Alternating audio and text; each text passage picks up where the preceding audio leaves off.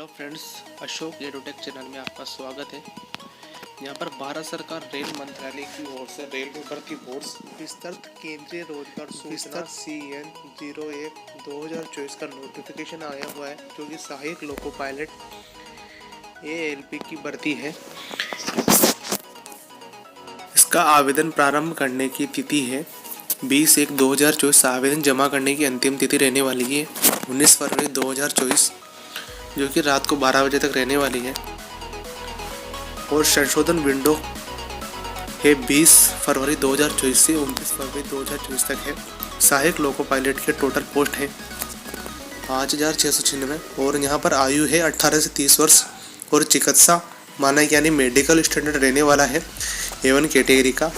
और यहाँ पर प्रारंभिक वेतन रहने वाला है 19,900 रुपये, और जो कि 7 पे कमीशन के अनुसार है, जो कि लेवल 2 रहने वाला है। और आपको यहाँ पर पूरी जानकारी के लिए आप यह PDF पढ़ सकते हैं वीडियो को पॉज करके, जो कि दिया हुआ है। और यहाँ पर आयु में छूट दी गई है अलग अलग कैटेगरीज वाइज को, जैसे कि SC/ST को 5 वर्ष और OBC को 3 वर्ष। और यहाँ पर एक सर्विसमैन को भी छूट दी गई है इसका। और यहाँ पर मेडिकल A1 स्टैंडर्ड रहने वाला है, जो कि सामान्य फिटनेस शारीरिक रूप से हर तरह से फिट होना चाहिए। 6/6 आंखों का होना जरूरी है। चश्मे प्लस 2D स्वीकार नहीं होगा। निकट दृष्टि 0.06 बिना चश्मे के, और colour vision, binocular vision, field और विजन, नाइट विजन, मेसोपिक विजन आदि के लिए टेस्ट पास करना होगा। और यहाँ पर आयु सीमा दी हुई है 18 से 30 वर्ष, और SC/ST को 5 साल की छूट दी गई है, और OBC नॉन क्रिमिनल को 3 साल की, और एक सर्विसमैन को 3 वर्ष की आयु की अवधि घटाने के बाद, और एक सर्विसमैन OBC कैटेगरीज को नॉन क्रिमिनल को 6 वर्ष की आयु से सेवा की अवधि घटाने के बाद, और एक सर्विसमैन SC/ST को 8 वर्ष आयु से सेवा की अवधि घटाने के बाद, और वे अभ्यर्थी जो रेलवे में ग्रुप सी और 3 रेलवे स्टाफ में न्यूनतम 3 साल की सेवा के साथ निरंतर या अलग अलग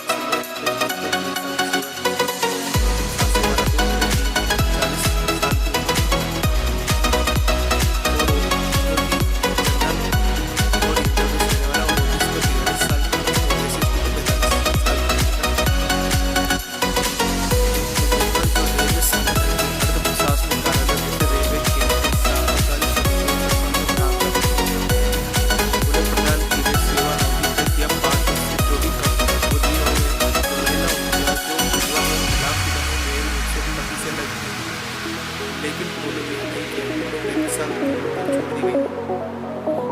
और OBC कैटेगरी के लिए 38 साल के लिए नॉन क्रिमिनल रहने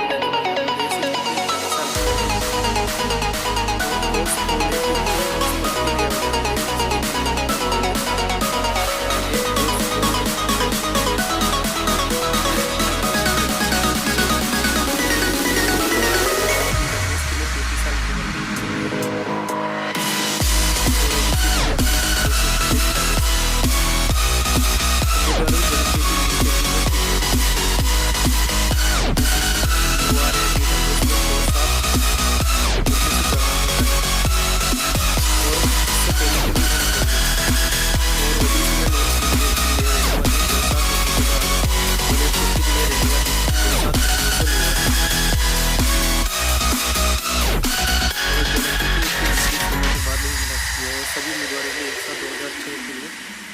और यहाँ पर एग्ज़ाम फीस रहने वाला है सभी उम्मीदवारों के लिए परीक्षा क्रम संख्या 2 में नीचे उल्लेखित श्रेणियों को छोड़कर। प्रथम चरण CBT में उपस्थित होने पर 500 रुपये, इस शुल्क में से 400 रुपये की राशि बैंक शुल्क काट कर वापस कर दी जाएगी। यानी कि UR एंड EWS में मतलब उनकी फीस फर्स्ट CBT 1 एग्ज़ाम देने के बाद आपको वापस कर दी जाएगी, क्योंकि आपके बैंक खाते में। और SC/ST के लिए फ़ीस रहने वाली है 250 रुपीज़, जो कि कुछ शुल्क काट कर वापस कर दी जाएगी, जो कि CBT 1 में भाग लेने वाले उम्मीदवारों को ऊपर बताए अनुसार उनकी परीक्षा शुल्क का रिफंड मिलेगा। शुल्क का भुगतान का तरीका है केवल internet banking, debit card, credit card, UPI माध्यम से ऑनलाइन शुल्क भुगतान स्वीकार किया जाएगा। सभी लागू सेवा शुल्क उम्मीदवार द्वारा वहन किए जाएंगे। और आप यहाँ पर इसको वीडियो और भर्ती प्रक्रिया रहने वाली है।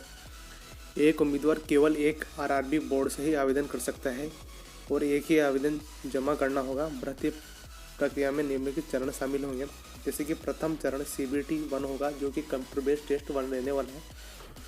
उसके बाद कंप्यूटर बेस्ड टेस्ट सेकंड होगा जो कि सेकंड टेस्ट होगा जो अभ्यर्थी फर्स्ट क्वालिफाई कर जाएंगे उनका CBT 2 होगा। और उसके बाद जो CBT 2 क्वालिफाई कर जाएंगे यानी कि एग्ज़ाम में पास वगैरह हो जाएंगे उनके लिए CBAT रहने वाला है जो कि कंप्यूटर आधारित योग्यता परीक्षण टेस्ट रहने वाला है।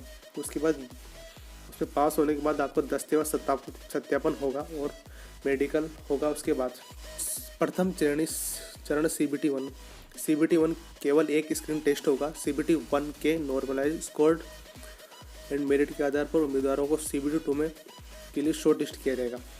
अंतिम पैनल तैयार करते समय CBT 1 के अंकों की गणना OBC SC/ST संबंधित उम्मीदवार जिन्हें आयु के मानदंडों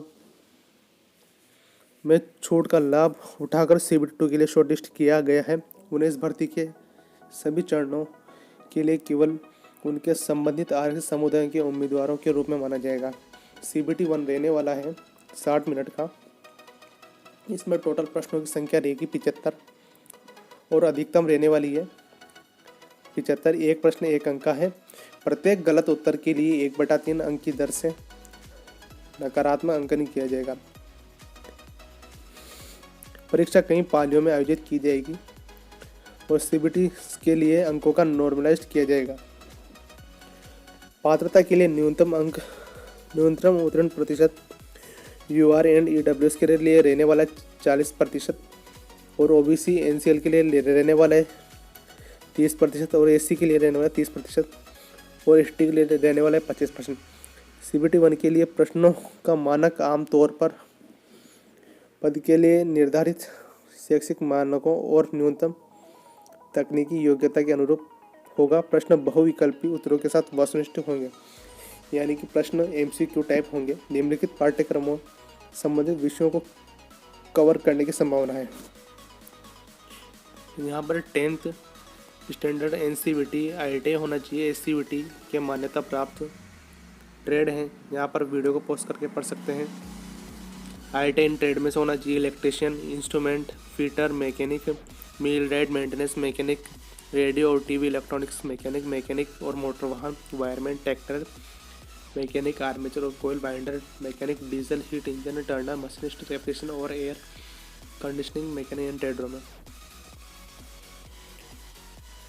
और यहाँ पर मैट्रिकुलेशन यानी 10th प्लस ऊपर उल्लेखित ट्रेडों का पाठ्यक्रम पूरा किया गया है जो कि एक्ट अप्रेंटिसशिप के अनुसार है। और यहाँ पर mechanical, electrical, electronics, automobile engineering में 3 साल का डिप्लोमा या किसी मान्यता प्राप्त संस्थान से इंजीनियरिंग विषयों के विभिन्न धाराओं का संयोजन ITI के बदले इंजीनियरिंग में डिप्लोमा के स्थान पर उपयुक्त इंजीनियरिंग विषयों की डिग्री भी स्वीकार्य होगी। और यहाँ पर आप zone wise total post vacancy देख सकते हैं। अहमदाबाद की टोटल वैकेंसी है 238 238 और अजमेर की रहने वाली 228 और प्रयागराज में 241, NCR में और NR में अलग से 45, बेंगलोर में 473 और भोपाल में 219 और 65 रहने वाली है। और आप इन्हें वीडियो को पॉज करके टोटल वैकेंसी देख सकते हैं। और आवेदन का लिंक हमारे डिस्क्रिप्शन में दिया हुआ है।